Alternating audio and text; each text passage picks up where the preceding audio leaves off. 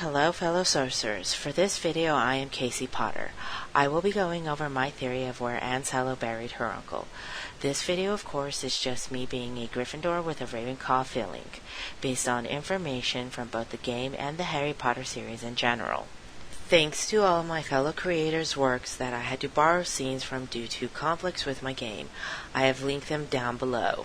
Spoiler warning, if you haven't finished the In the Shadow quest, then this whole video is just going to ruin it for you. So for the final part of In the Shadow's quest, we have Uncle Solomon coming in on Sebastian dealing with the Dark Arts relic, and at the end of their fight Sebastian kills his uncle. Before he can even finish thinking about what he has done, his sister Anne comes in and deals with the problem and then appariates out, leaving Sebastian there believing she has destroyed her only hope to saving her. We return to the Undercroft to find Ominous telling Sebastian that Anne has buried their uncle, and is deciding on what to do now. At this point we fall into personal morals that don't change much except who you tell who really cursed Anne. Now what did they tell everyone else? Thanks to Sam Brams' video of how Sebastian's crime was covered up, which I have linked down below, we get that answer thanks to the clip he found. I'm curious to know what's happening in Feldcroft. Might you have any insight? Well, our hamlet's in mourning at the moment, unfortunately. We recently lost one of our own, Solomon Sallow, a long-time resident. Died in his sleep, and so young. Tragic twist of fate. We've all taken it rather hard, actually. The worst part is, he was guardian to his nephew and niece. She's particularly devastated. Poor girl. So if we go to the Sallow house to try to see Anne, we find this note that reads, Sebastian, too much has happened. I needed to get away from here for a while. I miss Uncle Solomon. I need time. I will always love you, but don't know if I can ever forgive you. So basically Anne buried her uncle, and depending on your ending, she or someone lied to everyone, and then Anne just takes off.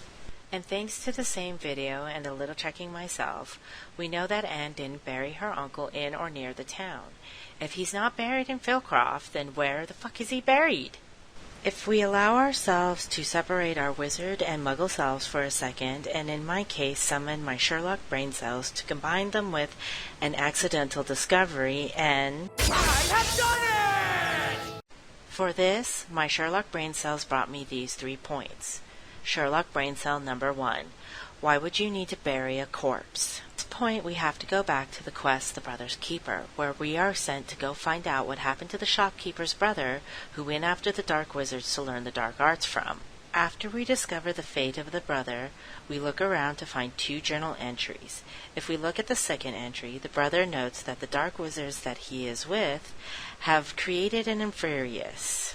With this bit of information, we can have a minor safe assumption that wizards, as a precaution for Inferius, bury anyone that has been afflicted by dark magic. This would explain wizards' reaction to finding out someone they loved has been changed into an Inferius. Since we don't know how many spells or how many times you would have to cast the same spell, or how much time has to pass before turning into an Inferius. And if you ask me why they don't burn or destroy bodies in that case, please consult your local Harry Potter fan for any kind of defense against dark arts debate, because one fan will say this, "Don't weep for the stupid, you'll be crying all day." And then someone will be like this, which will turn the whole fandom into this. That is quite enough. Cease this quarrel at once. Sherlock brain cell number 2. Consider the condition of the involved. Considering that Anne is extremely sick, we have to consider her needs to use her spells. It seems like her appariate abilities work well, but probably has a short range. With that in consideration, then we can assume that her range to appariate is limited to just Feldcroft and the surrounding area, and vice versa. And with the addition from Sebastian from when we go first meet Anne, about how she was more mischievous than the boys, then we can take another safe assumption that she has some places that the boys wouldn't know she goes. Sherlock brain cell number 3. What fits to the stories? Once we consider the area we are looking at, we need to find somewhere that would explain both endings and also be the reason to lie to the whole town. Conclusion. If we travel just outside this ruined castle on the map, and depending on your game point, there should be a vault icon or a vault you fly up on. If we search the surrounding area, there's only a goblin patrol nearby, but mostly it's an isolated area. If we return to the vault, we will see a lone Inferius standing there. This is my theory, that this is Solomon Sallow. We know that the dark arts can make an Inferius thanks to the Brother's Keeper, and we can presume from the design and some of the scenes that the dark arts relic has some ability to create or summon Inferius. The fact that Solomon destroyed the dark art relic and then was killed while still under the relic's effects makes it plausible at least. And considering Wizard's reactions to Inferius, this would explain both stories ending with the townspeople still being told he died in his sleep.